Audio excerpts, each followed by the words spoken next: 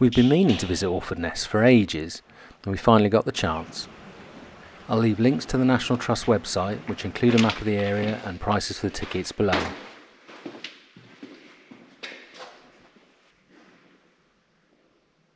It's not a typical National Trust site, and its role as a Ministry of Defence site is in evidence everywhere you go, but it is well worth having a look around. We found it most enjoyable.